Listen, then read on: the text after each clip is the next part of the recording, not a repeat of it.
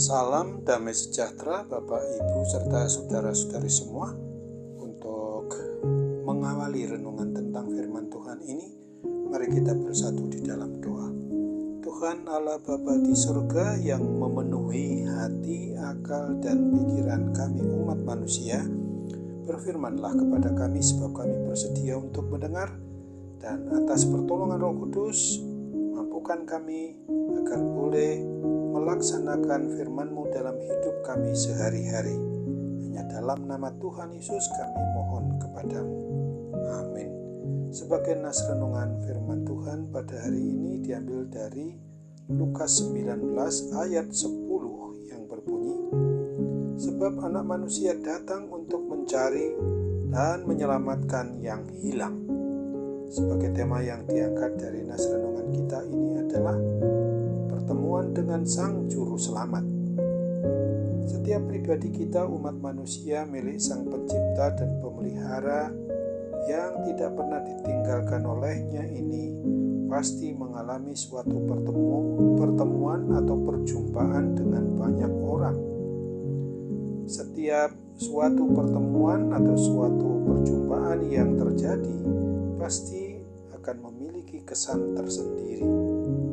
Apabila mengingat momen-momen pertemuan atau perjumpaan dengan orang lain yang hari ini kita kenal, bisa saja menjadi suatu pertemuan atau perjumpaan tersebut merupakan suatu hal yang sangat indah. Akan tetapi bisa juga terjadi sebaliknya, di mana mungkin juga merupakan suatu hal yang buruk, karena pertemuan atau perjumpaan yang terjadi itu kurang menyenangkan. Pada kisah yang ditulis di dalam Lukas 19 ini, mencatat bahwa pertemuan atau perjumpaan yang sangat indah sekali antara Yesus Kristus dengan Zakheus, seorang pemungut cukai. Rasa penasaran dari seorang Zakheus terhadap Tuhan Yesus begitu besar, tetapi banyak orang yang menghalanginya untuk melihat Tuhan Yesus dari dekat. Zakheus akhirnya memanjat pohon ara dan Yesus Kristus melihatnya berada di atas pohon ara itu. Tuhan Yesus Kristus yang mengenal Zakheus lalu memanggil namanya dan memintanya turun dari pohon ara yang dipanjatnya itu. Mendengar namanya dipanggil, Zakheus tertegun karena profesinya sebagai seorang pemungut cukai pada waktu itu banyak dibenci dan dimusuhi oleh masyarakat Israel atau orang Yahudi khususnya, karena ia bekerja untuk kepentingan pemerintah kolonial atau pemerintah penjajah Kekaisaran Romawi bagi umat Israel pada waktu itu. Orang lain bahkan menganggap dirinya adalah sebagai seorang berdosa. Akan tetapi pada hari khusus bagi Zakheus itu pula, Tuhan Yesus memanggilnya dan meminta untuk menumpang di rumah kediamannya. Pertemuan atau perjumpaan dengan Yesus Kristus tidak hanya memberikan kesan baik atau perasaan haru biru bagi seorang Zakheus. Pertemuan atau perjumpaannya dengan Tuhan Yesus ini ternyata membawa suatu perubahan besar dalam seluruh aspek hidupnya. Zakheus selalu berniat memberikan setengah dari hartanya kepada orang miskin dan mengembalikan 4 kali lipat dari apa yang pernah ia lakukan dalam suatu pemerasan dari masyarakat. Pertemuan atau perjumpaan Tuhan Yesus dengan pribadi Zakheus ini bukanlah hanya pertemuan atau perjumpaan dua sosok pribadi biasa saja, melainkan sebuah pertemuan atau perjumpaan antara Sang Pencipta dan Sang Pemilik atas hidup dan mati kami umat manusia yang terhilang seperti diri Zakheus ini. Zakheus bertahun-tahun hidup dalam kenyamanan dengan posisinya sebagai pemungut cukai dan seorang kaya. Tapi di sisi lain ia juga mengalami kehilangan. Sakeus mengalami kekosongan hingga akhirnya berjumpa dengan Sang Juru Selamat yang melihat dan memanggilnya turun dari tempat ia memanjat pohon ara itu.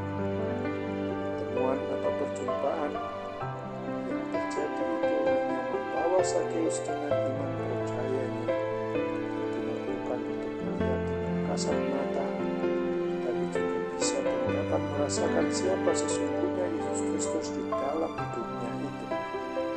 Ia tidak hanya mendengar tentang Yesus Kristus sebagai pribadi, orang yang sangat hebat, tetapi sangat merasakan pula bahwa Yesus Kristus adalah sebagai wujud nyata Tuhan Allah Bapa yang secara manusiawi, yang penuh dengan kasih yang agape sifatnya itu.